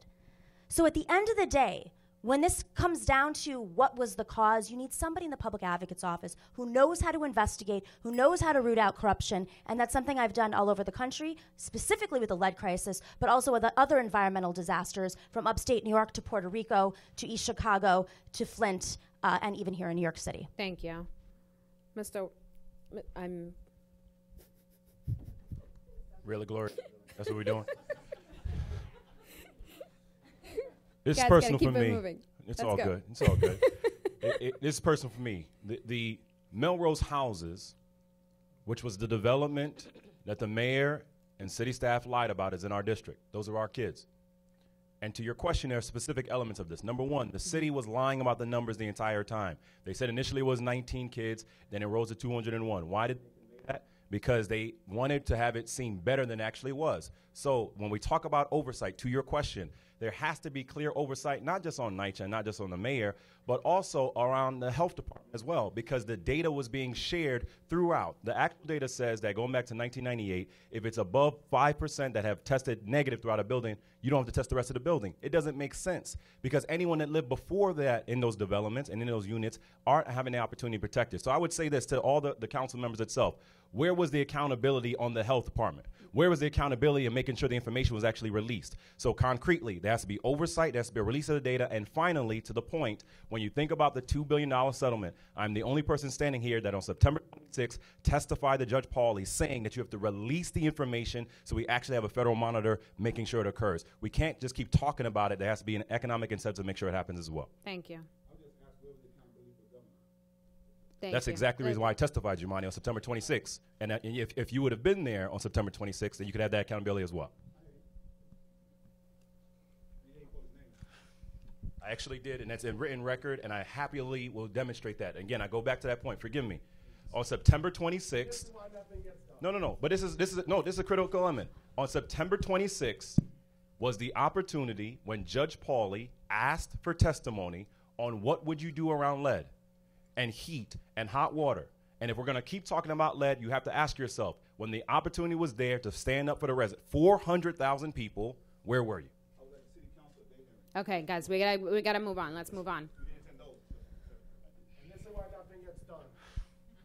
Infighting. Career politician infighting. Let's move on. Go ahead with your answer about how you would ensure local law 1 is enforced. Okay. The lead crisis in the city is a disgrace, and all the politicians are to blame. One of the things I would do is I would try to get somebody else to run it, but get somebody to form a nonprofit that would have scientists and people that can go in and do the remediation. City's not getting it done, so I would work with groups to try to form that so that we can have somebody to do an independent investigation of the lead, because sometimes you can't trust the Department of Buildings. And if the NYCHA or a private household can't get in and fix it, we can actually bring people in and actually do the remediation and cure the problem of the lead, at least in certain buildings and apartments. Thank you. Thank you. Don't sit on me.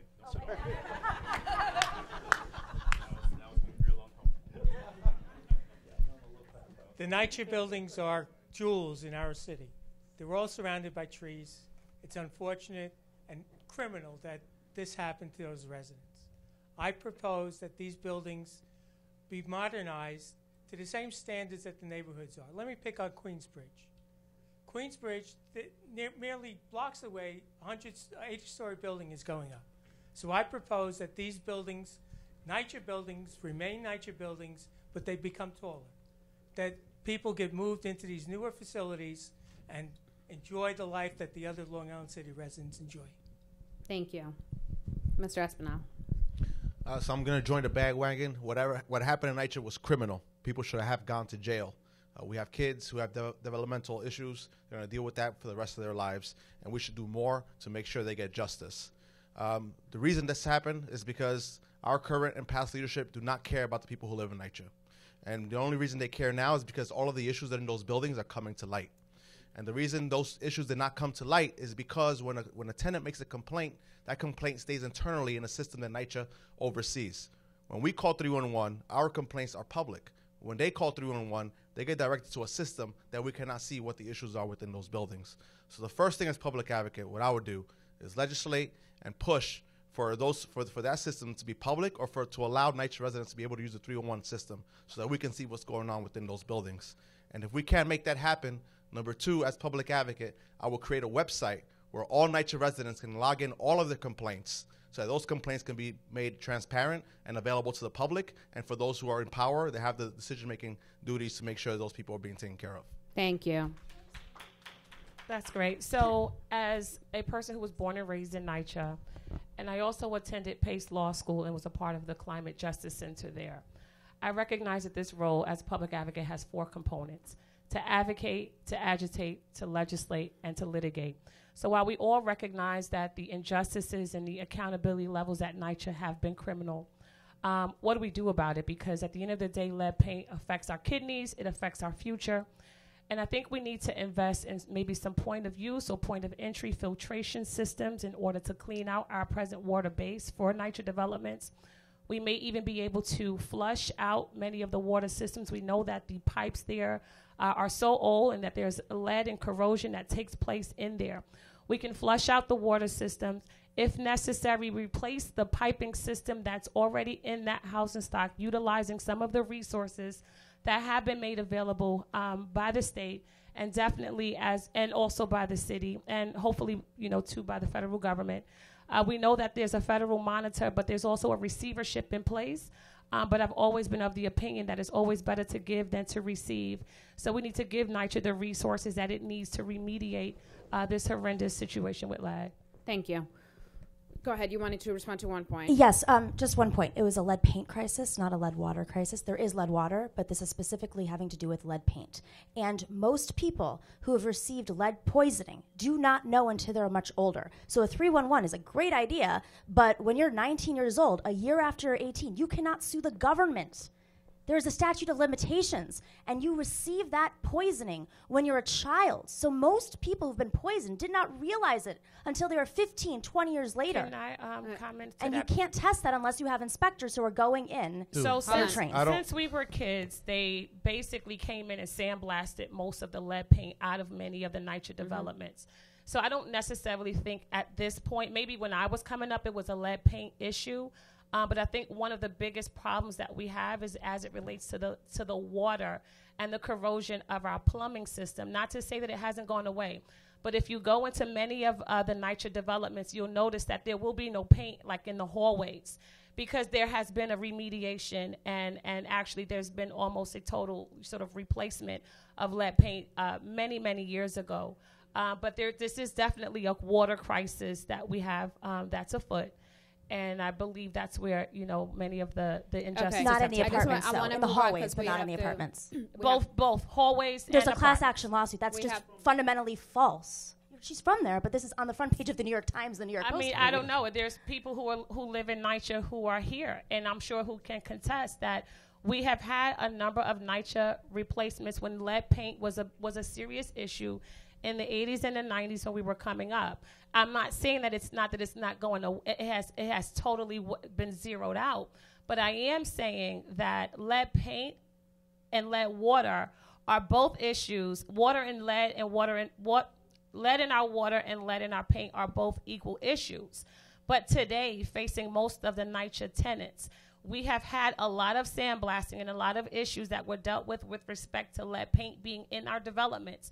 And it's a water issue that is one of our biggest issues that are affecting us. Okay, we got to move on because we got to wrap up the program. And he doesn't represent as many as I do. Okay. Guys, we're gonna wrap it up, and I'm gonna give you a chance to do closing statements, and you can address anything you want to address then. I'm gonna do one last lightning round just by a show of hands, and we're not gonna go back and forth. How many of you drive to work more than once a week? And how many of you bike to work more than once a week or ever? Okay, thank you. Thank you guys for joining us. We're gonna give everyone 60 seconds for closing statements. So we have to wrap up the program. We have to wrap up the program, and we have to also get out of here. So you have 60 seconds for closing statements, and you'll be able to address anything you might want to address then, and also give the audience your pitch for why you think you should be the city's public advocate. And we'll start with Ms. Smalls. So my point that I wanted to make about NYCHA was that we talked about how children can't sue, but the public advocate can sue. Tish James was a graduate of Howard Law School. She was an attorney. She was very aggressive about bringing litigation, and that's a very important tool in this role. And so having an attorney, and specifically a litigator, that knows how to do that, I think is an important criteria. There is a lot you can do with respect to NYCHA and information at a bare minimum, because we're having the argument about what got done, when, how, the extent of it. This is all information that should be widely and publicly available. This is squarely within the role of the public advocate, and that is something that I would do as public advocate. I am coming to this race with over 2 decades of experience in law, government, politics, and philanthropy, and I believe that I am the most qualified person in this race. Please check out my website at Dawn for New York and vote for me on February 26th. Thank you. Born and raised in the Caribbean, I'm the only candidate who can claim that I'm one of those more than 35% born and raised in another country. If you've been fighting for immigrants in the street, I am the immigrants. I will be the public advocate with the accent and very strong, as my strong is going to be my value of 40 years without a stop of community activism. Someone that my 10 years at council, I have shown how it's to be effective. When it comes to transportation, I've been grading A by the league because I've been there with all the bills that are important on climate, on working on the environmental issue. Came here to wash dishes at our Henry restaurant.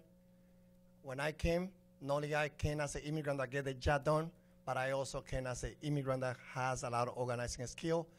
Organizing, City College graduate in '93, teacher for 13 years, co-founder of Chua School, a grassroots organizer my whole life, and I will be ready to fight the special interest and to give an independent voice to all New Yorkers from the Public Advocate office. Thank you. Thank you.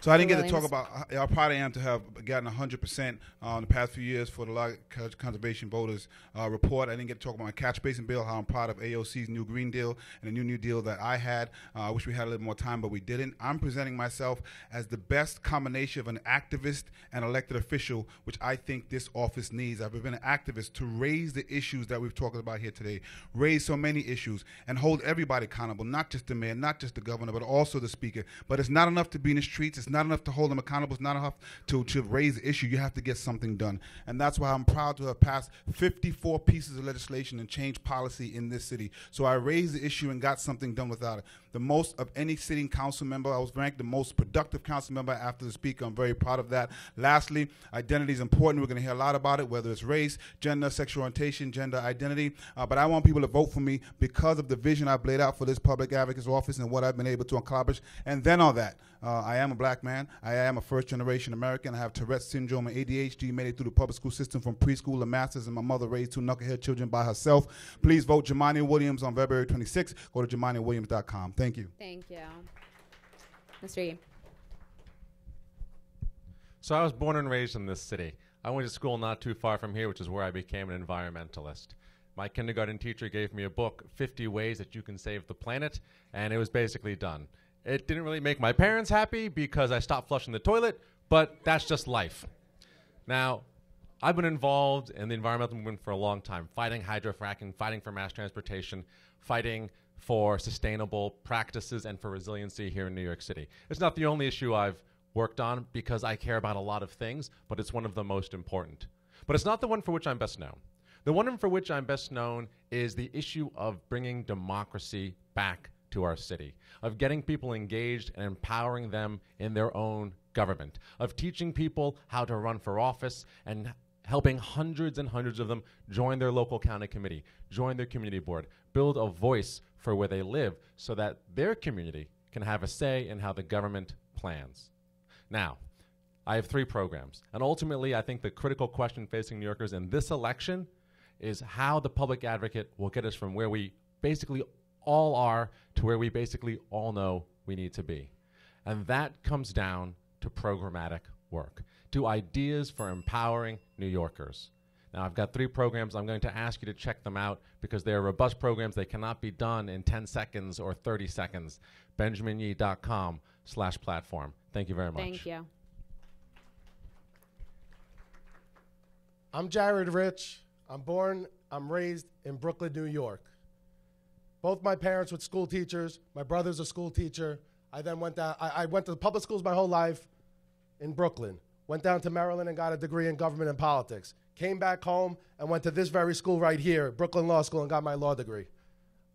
For 10 years, I've been working for myself as an independent lawyer. My office is half a block away. I represent all communities, all stripes, all people in New York City, in all 5 boroughs. I get things done. I finished petitioning at 11:30 last night. I stopped an eviction today, and here I am talking to you. I believe in fairness. I believe in equity. I believe that fairness is a 2-way street. I believe that every single public school should be a good school. There's a special election coming for February 26th. I'm asking you all, I know everyone's sick of politics as usual. I know everyone in here and on the streets wants something different. They want to change. You want an alternative from all the career politicians. Here I am. I'm asking you to make this special election special. Thank you. www.jaredrich.nyc. Follow me on Twitter at JaredRichNYC.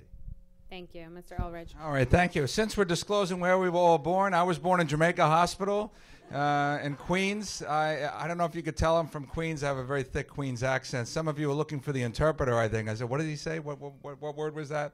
I'm very proud of that. I'm a kid from Queens. I went to local public schools and also parochial schools. I actually went to St. Francis College for my bachelor's degree, and I have a master's from Baruch College. So whoop whoop for all my CUNY grads, fellow CUNY grads out there. All right. This election, I believe, fundamentally is a referendum on Bill de Blasio, on Mayor de Blasio. We have a strong mayor system, whether you like it or not. And whether we're talking about congestion or traffic in the streets or failing subways or lead paint in NYCHA or failing schools or any of the other issues that were brought up tonight, all of which are very important, the buck stops with the mayor. And that's why the most important responsibility that the next public advocate needs to take advantage of is being a check on the mayor, being someone who's willing to hold the mayor accountable, hold the mayor's feet to the fire, someone who's truly independent of the mayor. I bet if you ask the mayor, who is the last person sitting up here that you'd like to be public advocate, he'd probably say me. And I wear that as a bit, well, maybe Jumani might be a close second, I think. But I want to say that I will take that responsibility very seriously, and I hope to have your vote on February 26th. Thank you very much. Thank you. Hello. Microphone swap. My name is Nomi Key-Const. I'm an investigative reporter. For those of you who don't know, this position came out of a set of real estate corruption scandals in the late 80s. If we had had a public advocate in, say, 1975, we may not have the lead paint crisis. We may not have over $10 to $50 trillion, we don't know, in debt that have been left by real estate developers who do not pay taxes. And why is that? Because we had a tax abatement scheme that was created by none other than Donald Trump. The first person to report on that was my mentor, Wayne Barrett.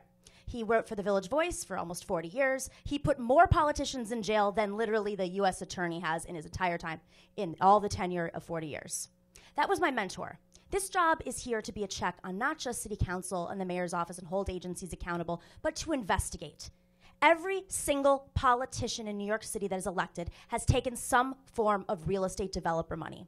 The real estate developers are the ones fighting against the emission standards. They're the ones, whether it's the U.S., the New York City, the #1 landlord in the city with NYCHA, who has people working in its office having closed-door meetings that are developers, or the developers who don't even live in New York City that sit on the board of MTA.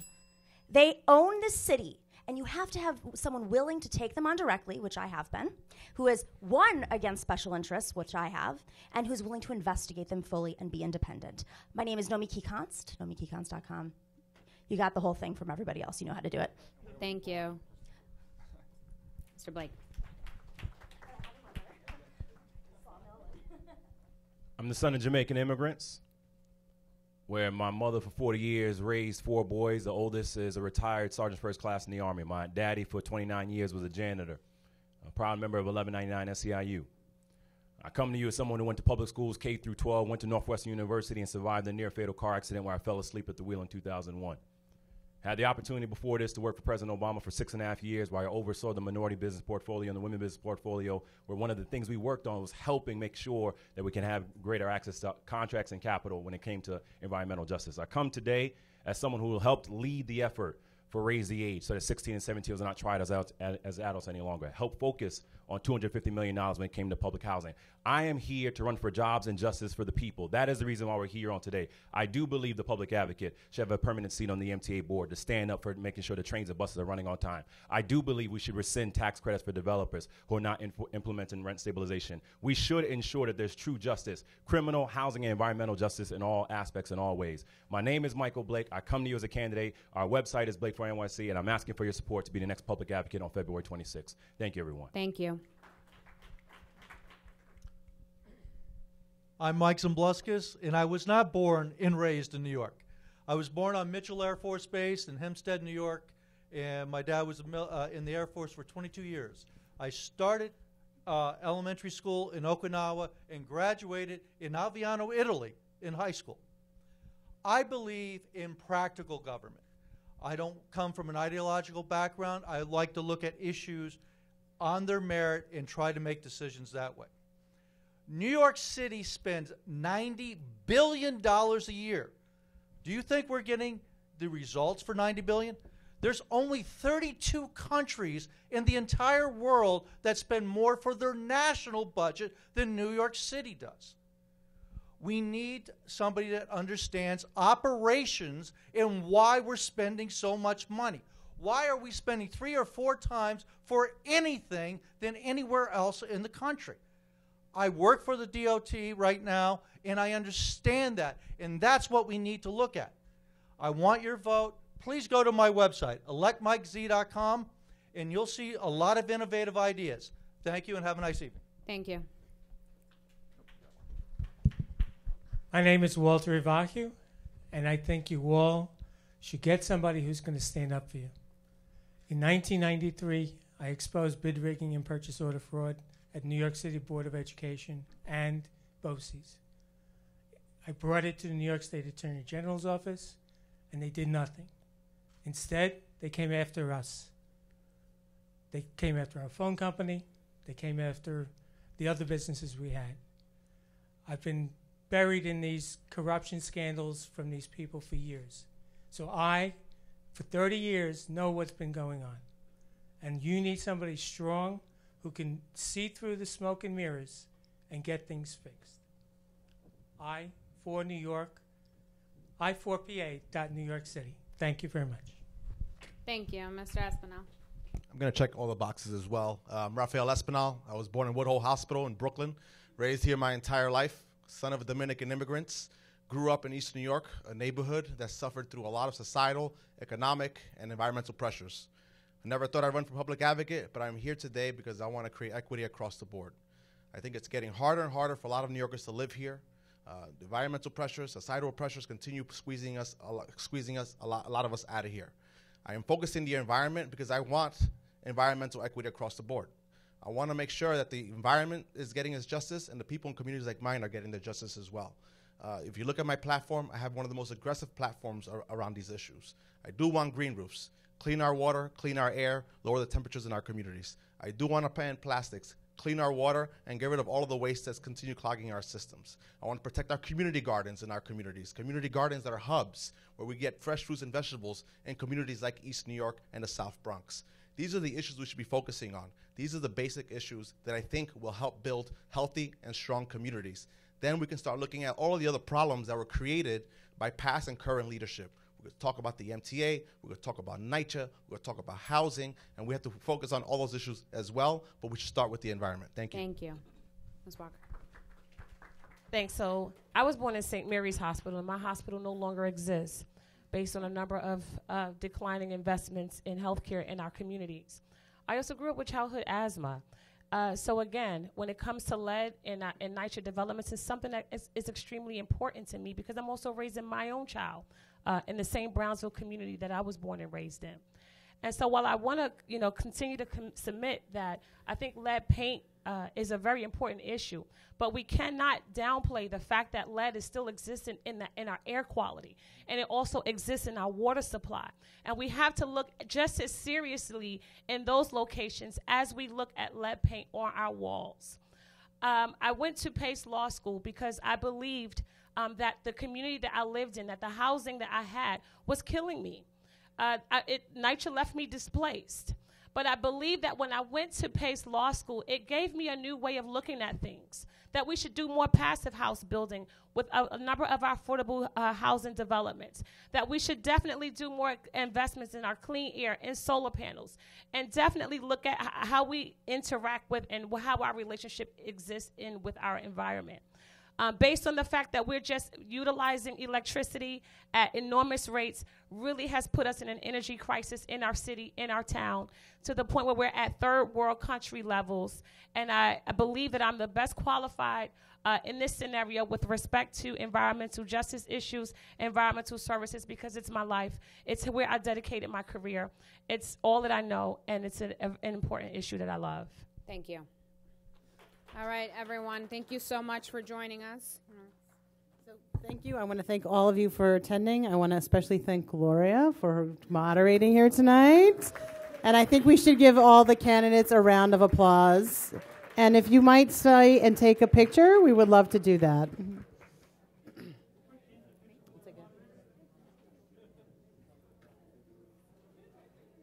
After the candidates, partners, stick around. I want to take a picture with partners as well.